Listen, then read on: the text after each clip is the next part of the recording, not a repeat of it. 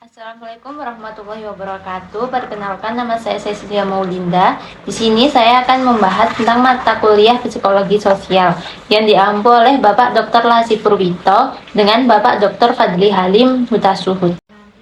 Nah, di sini saya akan menjelaskan apa sih psikologi itu.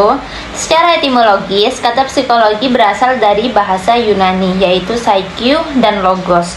Kata psyche berarti jiwa, pikiran, atau batin manusia, sedangkan logos berarti ilmu atau kajian. Dengan demikian, psikologi secara harfiah diartikan sebagai ilmu yang mempelajari jiwa.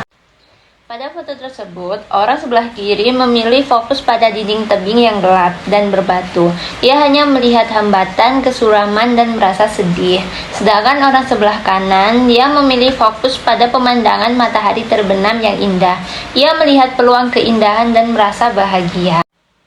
Nah, pada slide ini bukan tentang kelas sosial atau kekayaan, melainkan tentang kualitas karakter seseorang yang dianggap memiliki respon kelas atas ketika mereka mampu memberikan reaksi yang bijak, tenang, dan positif, bahkan saat menghadapi situasi yang sulit atau memancing emosi.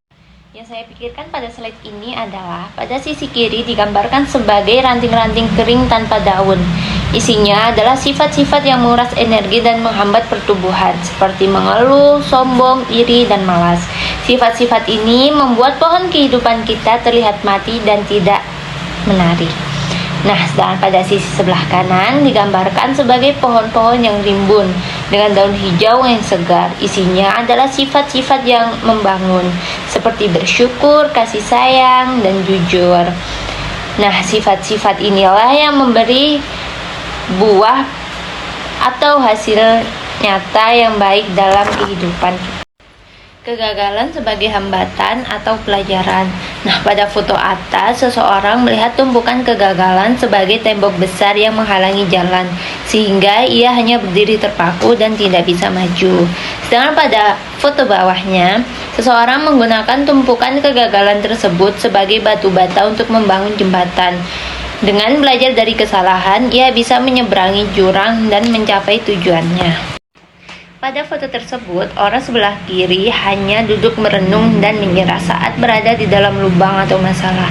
Ia melihat dinding masalah sebagai akhir dari segalanya. Sedangkan orang sebelah kanan, ia menggunakan masalah tersebut sebagai pijakan. Ia terus berusaha memanjat keluar dengan memanfaatkan apa yang ada di sekitarnya untuk naik ke level yang lebih tinggi. Nah, di sini ada 3 sifat manusia, yaitu kritik, talker, dan doer. Pada kritik dan talker memiliki antrian yang sangat panjang, artinya lebih banyak orang yang hanya bisa mengkritik atau sekedar bicara tanpa aksi.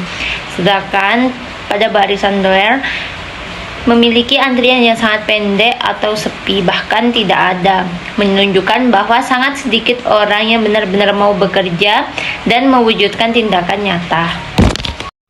Bagian kecil gunung es yang muncul di atas air mewakili kesuksesan. Ini adalah hasil akhir kemenangan atau pencapaian yang tampak berkilau atau mudah di mata orang lain. Padahal aslinya pada bagian bawah ada bagian gunung es yang jauh lebih besar di bawah air adalah fondasi sebenarnya dari kesuksesan tersebut, yang meliputi disiplin dan kerja keras, rutinitas yang membosankan, dan tenaga yang terkuras. Nah, di situ ada kegagalan dan kekecewaan. Itu adalah momen-momen saat rencana tidak berjalan secara lancar atau hati merasa terluka. Di sini ada sikap positif menentukan kesuksesan Anda. Menurut Profesor Dr. Insinyur Haji Anistati Mariani, sebuah riset di Harvard University menemukan bahwa keberhasilan kerja 85% ditentukan oleh mental dan hanya 15% ditentukan oleh kepandaian dan pengetahuan. Motivasi adalah suatu proses di mana kebutuhan mendorong seseorang untuk melakukan serangkaian kegiatan yang mengarah ke tercapaiannya tujuan tersebut. Nah, di sini ada kemampuan sama dengan pengetahuan dan keterampilan. Kesuksesan dimulai dari apa yang Anda ketahui dan seberapa mahir Anda melakukannya. Yang kedua ada motivasi sama dengan visi dan komitmen. Motivasi bukan sekedar semangat sesaat, tetapi gabungan antara tujuan masa depan yang jelas. Nah, di sini dijelaskan lakukan perubahan dimulai pada diri pada diri sekarang dan mulai dari hal-hal yang terkecil.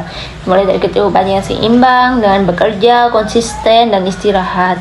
Kegagalan bukan lawan dari kesuksesan, melainkan bagian dari kesuksesan itu sendiri.